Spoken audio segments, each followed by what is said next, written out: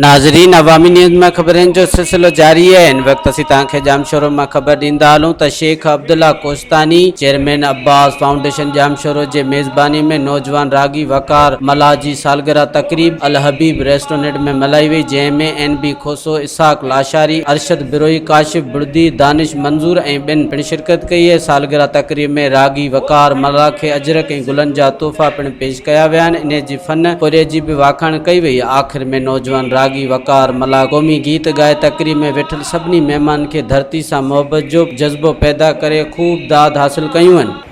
मिट्टी मुंहिंजी मां, सिंधड़ी मुंहिंजी मां,